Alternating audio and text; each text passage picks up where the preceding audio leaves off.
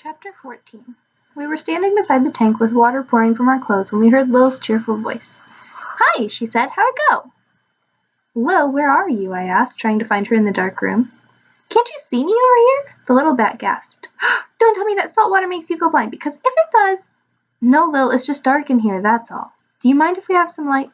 "Well, of course. I keep forgetting that just because it's light enough for me, that doesn't mean that—" "Lights," I said, flicking my fingers toward the ceiling where the witch's lights bumped together.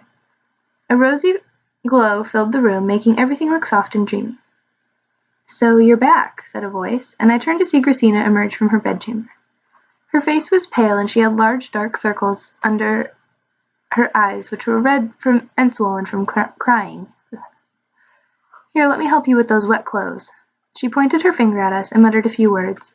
There was a blast of warm air, and our clothes were dry, although my dress suddenly felt a size smaller, and Edric's tunic looked shorter. Maybe Mother had been right when she said that Grassina might find it difficult to concentrate on magic that didn't concern Haywood. "Thank goodness you're home," I said. "Are you all right? Have you spoken with my mother?" Grassina scowled. "She pounced on me the minute I got back. Your mother has always been a worrier. I've already checked out Beltran's wizard, although he won't be a problem. He's Ulfat's brother, Olbald. He's less competent than his sibling. I can't do anything about him unless he crosses the border, so it'll have to wait until after I've seen to Haywood." "Where did you find Haywood?" I asked my aunt. "I haven't yet," she said, and fresh tears trickled down her cheeks. "My mother is wicked. I'll never forgive her as long as I live. She laid false trails, and I'm still trying to find the real one. I came to pick up a few things, but I'll be leaving again soon." "What about Beltran? Mother says that—" "I told you, there's nothing to worry about." Grassina sounded impatient. "Your mother jumps at shadows. Right now the only thing that concerns me is taking care of my darling Haywood." "Is there anything I can do to help?" "Just tell me what you've gotten so far and what you need to find." It wasn't exactly what we expected, but we got the gossamer hair of Mother of Pearl. I opened my pouch and handed the hair to Grassina. "And here's your comb," I said, handing that to her as well. "Your friends were very helpful." "Can they have the fruit tarts now?" said Lil. Grassina shrugged. "They can if they're hungry." "I love those things," Edric said, hurrying toward the table where Lil had just uncovered a platter of tarts. After stuffing a tart in his mouth, he carried the platter to the soft, moss-colored carpet in front of the hearth. I sat down next to him and held my hands toward the warmth of the fire. Lil landed on the floor and cocked her head to the side. Peering up at me, she said, "What else do you need to get?" "Since we have the hair, we need breath of a dragon green, feather from an aged horse, and the husk of a magic bean." "You don't have to get them in any special order." Grassina wiped her eyes with the back of her hand and settled into one of the chairs. "And I know where you can go next, although you'll have to wait until tomorrow morning. You'll need your rest, and the magic market is closed now anyway." She pointed at the tapestry behind me, and I turned around to look. It was an old tapestry that had hung on the wall since before I was born. The picture showed a town centered around a marketplace. It was fairly dark now, with only a few lights glowing in the windows. When I was younger, I'd spent hours studying it, delighted in the way it changed from one second to the next. "Not only is that a map of a real place," said Grassina, "but it's also the best way to reach the magic market. Just touch the wall surrounding the fountain and you'll go straight there. Touch it again when you want to come home. You should be able to get magic beans from one of those stalls, and someone might have the feather or the dragon's breath as well." "Do you think they sell swords at the market?" asked Edric. "I need a new one." "They probably do," said Grassina. "They sell just about everything." I gave my aunt a sketchy account of our trip in the saltwater bowl, leaving out a few details like the sea monster, the shark, and Nastia Nautica's threat to chop off our heads. I'd tell her later when she didn't have so much to worry about. "I want to thank you," Grassina said when I'd finished my tale. "You don't know how much it means to me that you two are helping." She smiled at us through drying tears. "I couldn't possibly look for Haywood as well as find those things. I don't know what I'd do without you." "We're just glad we can help," I said. After saying goodnight, I went downstairs to sleep in my own bed. Tired as I was, I still couldn't fall asleep because I couldn't stop worrying.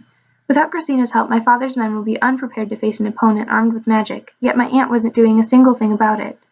If only I hadn't led her to Haywood. If only I hadn't persuaded her to go see grandmother. I didn't agree with my mother very often, but this time I couldn't help but feel she was right to worry. Even if Grassina couldn't do anything until Beltran crossed the border, she could still be trying to figure out what they had planned. When I finally drifted off, my dreams were filled with weaponless soldiers marching into battle, facing some faceless horror. I couldn't stop tossing and turning until I heard the rooster crow at one of the neighboring farms. When I awoke later that morning, my stomach was already growling, so I headed to the kitchen for something more substantial than fruit tarts. I saw more soldiers than usual on the way there, including some that I'd never seen before.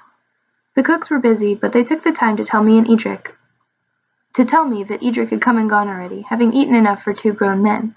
He was considered a phenomenon in the kitchen, and the cooks and scullery maids were keeping a running bet on how much he could eat. I was on my way out, my stomach pleasantly full, when I ran into my mother. "Did you talk to Grassina last night?" she asked. "What did she tell you?" "She said she can't do anything until Beltran has crossed the border." Mother bit her lip and nodded. "That's what she told me too, but she's wrong, you know. There's so many things she could be doing to get ready. I'd feel much better if she would just make some sort of effort." "I'm sure she knows what she's doing," I said, but I didn't really believe it. "I hope you're right. I can't talk to her anymore. She's too distracted to concentrate on anything important and only wants to talk about Haywood. I couldn't dissuade her from leaving again, although I told her she should stay here and plan strategies.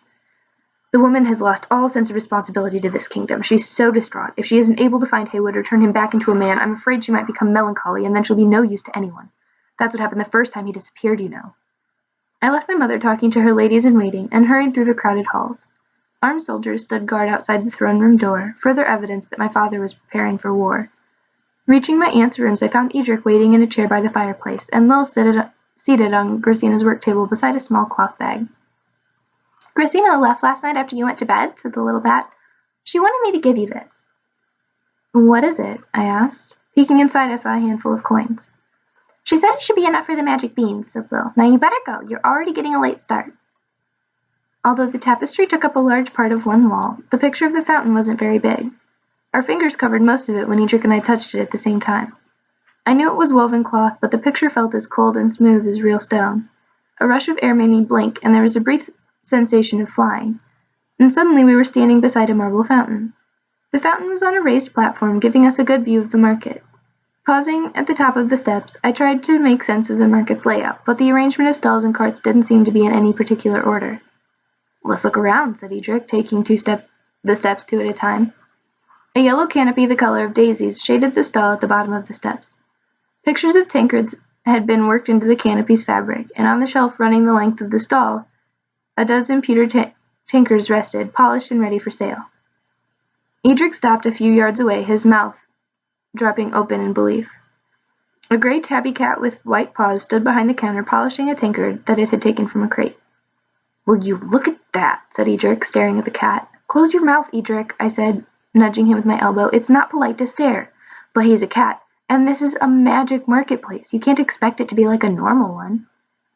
"Tankards for sale," sang the cat. "Bottomless tankards for sale here. Never run out of ale again. Fill it once and it stays filled, no matter how much you drink."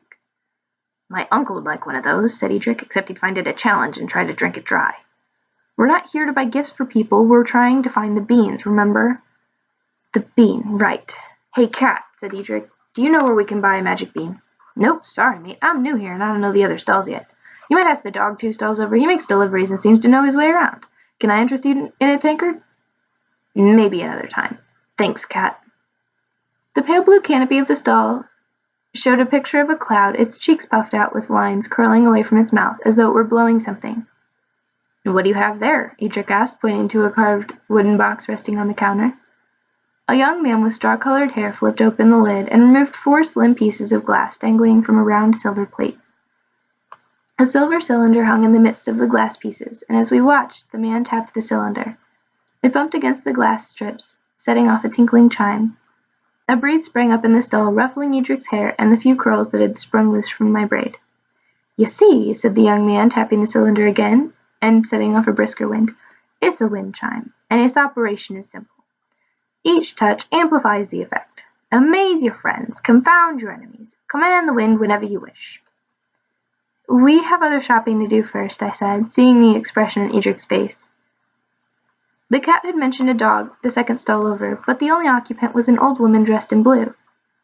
"May I help you, miss?" she asked. "I have some lovely stones for sale." Getting a small chest on the counter, she lifted the lid, displaying an assortment of colored stones. "Stones for every occasion. Stones that can make you successful or brave. Stones that will cure your stomach ailment or make a toothache go away. The purple stones will banish bad dreams if that's what's troubling you." She held a violet-colored stone up to the sunlight. "It's very nice, I'm sure, but it's not what I'm looking for. Actually, I was told that a dog worked at this stall who might be able to help us. He makes deliveries." The old woman pursed her lips and shut the lid with a snap. Oh, you want Archie. He's off on a delivery now, and I don't expect him back any time soon. We're looking for a magic bean. Do you know where I could purchase one? A magic bean, you say? The woman shook her head. Sorry, I can't help you with that. A knot formed in the pit of my stomach. Finding beans might not be as easy as I'd thought. Emma, come over here, called Edric from a stall on the other side of the narrow alley. A beefy man stood behind the counter, holding a stout stick in his hand. Stuffing dribbled from a cloth dummy hanging in a post in the corner. This stick is amazing. Watch what it can do. Edric nodded to the man. Beat it, stick, said the man, tossing the stick at the dummy. Whirling through the air, the stick beat the cloth with loud thwacks and puffs of dust. The dummy swung from the pole, twisting and turning with every whack of the merciless stick, until I thought its seams couldn't hold together any longer. You use it if someone tries to steal from you, said Edric. You never know when you might meet a thief. I shook my head and started to walk away. I don't think so. It would be just as easy for the stick to be used against the owner as it would be against a thief. I'll take my chances without a stick, thank you. Edric ran after me. But Emma, you take too many chances. At least with the stick I know you're safe. I am safe, I said, giving Edric my most dazzling smile. I have you with me, don't I? Edric appeared to be speechless. He stared at me for a moment, perhaps to see if I was joking, but I didn't let him see how I really felt. I didn't want a stick to protect me. I could protect myself. You're right, he said, shrugging. Let's go find that bean. We continued between the stalls, pausing to examine items that interested us, like acorns that could carry an entire wardrobe, or shoes that could carry a person enormous distances, but we still didn't see the dog or hear of anyone hawking fresh vegetables.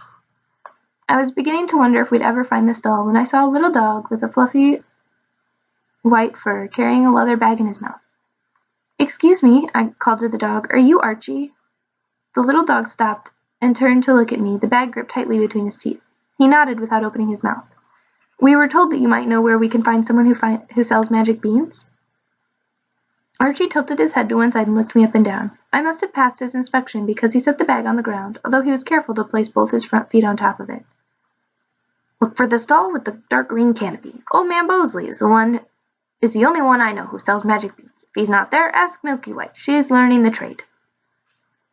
Who's Milky White? I asked, but the little dog had already grabbed his bag and trotted off through the crowd, his tail swishing. I found Edric nibbling on the leg of roast partridge. He offered me a wing and didn't seem offended when I refused. We need to look for a green canopy, a man named Bosley, and someone called Milky White, I said. It must be another cat. I can't believe what they have these cats doing. I'll tell you, though, the cat back there really knows how to cook a partridge, he said, smacking his lips. It took us a while to make our way across the marketplace, as Edric wanted to stop at every food stall. It wasn't until we reached the last row of vendors that we found the right one.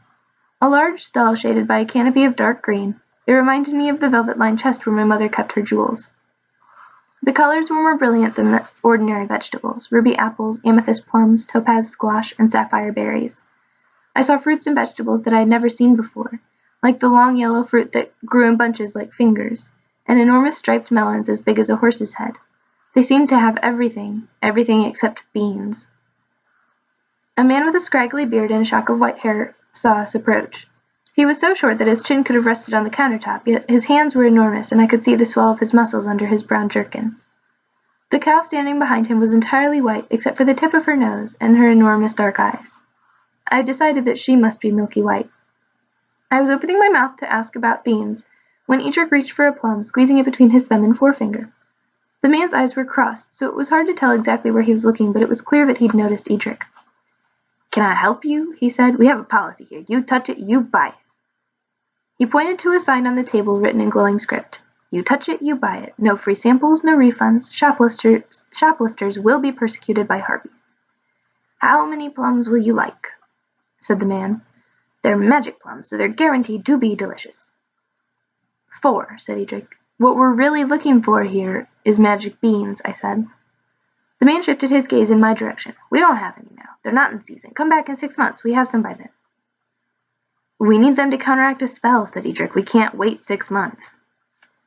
Sorry, I can't help you. I traded my last beans for Milky White. That'll be 1 penny for 4 plums. Is there anyone else who might have some? I asked. Maybe Milky White's former owner could spare one. The cow blinked her long dark lashes. Those are gone too. Jack told me his mother threw them out the window when he brought them home. Bosley grunted and scratched his nose. As I said, come back 6 months.